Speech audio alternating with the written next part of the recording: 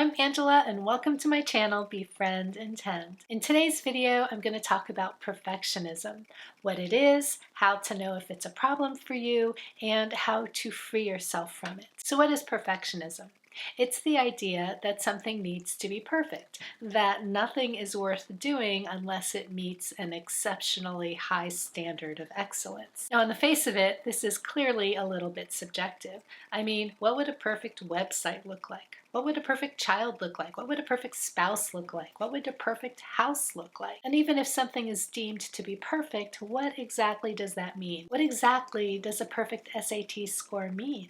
Or a perfect 10 on a gymnastics routine? Of course, it means that someone has met a high standard of excellence, but on a different day with a different test or different judges, would the score be the same? And are you the same person regardless of what your score is? A couple of years ago, I took a photography class from a well-known photographer, and he was gearing the class towards being the #1 photographer in your area and how to accomplish that. And I raised my hand and I asked, well, what if that's not important to you? And then he sort of stared at me and he was like, well, then what's the point? I mean, his drive for excellence and being the best and #1 was so high that anything else was meaningless. And like let's say in the state of Virginia, if there's only one person who can be the best or the most perfect photographer, that doesn't mean that everybody else has a worthless business. I know that some of you are rolling your eyes and wondering what's wrong with having high standards? What's wrong with trying to be perfect? I mean, there's this whole saying that if you reach for the stars, maybe you'll achieve the moon or something like that. This idea that by pushing yourself really hard, you can achieve more and do more. And sure, that's legitimate. You can. I think that the crux of the matter is, how does it make you feel? Like, is perfectionism serving you and propelling you forward, or is perfectionism harming you, like harming your mental health, or making you more judgmental about other people and more impatient and intolerant of them? What's behind your underlying need for perfection? Is it a healthy drive for excellence, or is it something a little more sinister and sad, like trying to prove and show your worthiness through your accomplishments? Now, for most of my life, I was a perfectionist, and it really did help me achieve a lot. I was always able to juggle multiple balls in the air and do everything to a really high standard of excellence. It got me into Harvard, it got me into some really prestigious jobs.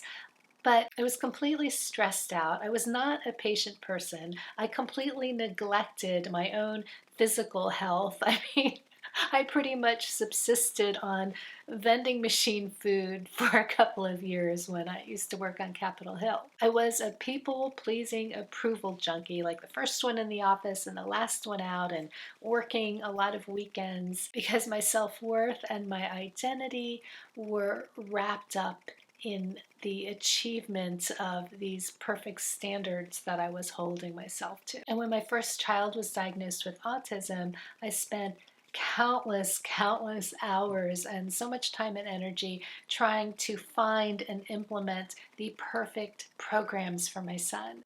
And I would be paralyzed with indecision and then just racked with guilt. Like, what if I didn't choose the best option? What if that other thing that I didn't do was the right option? And I just really, I really made myself quite miserable and anxious. And that brings me to one of the biggest cons of perfectionism, which is that it kind of makes life suck. I mean, the perfectionist is always expending a lot of time and energy trying to meet these really high standards, sacrificing their mental, physical, and emotional health. They're basically trying to prove their value to themselves and to the world. And even when they achieve their goals, they don't really savor that success because they're always looking for things that weren't quite right or that they could have done even better. Con number 2 is that perfectionism is an inhibitor. For example, perfectionism can limit the hobbies and activities you try because you'll think to yourself, well, if I can't be good at it, why bother? Or you find it really awkward and uncomfortable to be the worst person in the room, like maybe it's an art class or a guitar class or something, and you just don't like the idea of not knowing what you're doing. Perfectionism can get in the way of a lot of other things too, like starting a new business or building a website or writing a book or even hosting a dinner party because you can't bear the idea of being judged or found wanting or not being successful. The third con with perfectionism is that it emphasizes the outcome over the journey. And the journey to a perfect outcome is usually pretty miserable because when your self-worth is tied to achieving some outcome or goal, then you become completely obsessive about achieving that goal, even if you have to sacrifice a lot of things along the way, like your sleep, your nutrition, your friends, and all the things that make life enjoyable. And if you don't actually achieve the goal, even after you've put all this time, energy, and effort into it, it can be a deeply demoralizing crisis. The bottom line is that we are so much better off if we build lives that we enjoy day to day to day, as opposed to lives that make us miserable until we achieve some goal, and then we're happy for a little while, but then we have to go on and achieve another goal to get another high. Which brings me to the fourth con, which is that perfectionism is a hunger that's never fully satisfied. You have to keep feeding it. Any feeling of well-being that you get from achieving perfection in one area quickly dissipates, so you have to go in pursuit of the next achievement so that you can get that burst of well-being again. And the fifth con is that perfectionism doesn't really travel solo. She brings along her sidekicks of anxiety or self-criticism and a whole host of other mental health issues, including depression. So if you've decided you have a problem with perfectionism, well, what can you do about it? The first thing you can do is start becoming aware of when you are holding yourself to a perfectionist or an exceedingly high standard.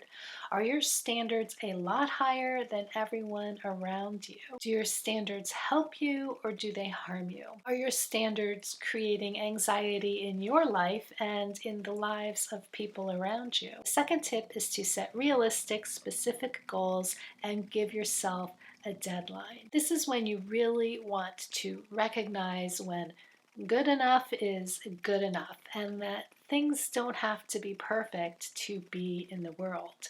And giving yourself a specific deadline can stop the endless revisions. For example, I wrote a photography book which I published in 2019, and I gave myself a deadline to publish it before May 1st of 2019.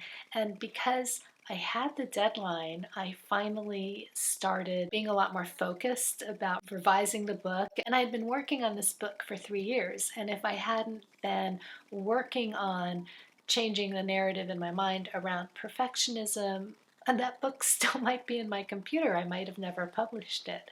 And I'm so glad that I did move forward and that I was able to relax my standards of perfection. And I allowed myself to put something into the world that I knew wasn't perfect, but I still think it was useful and it had valuable information.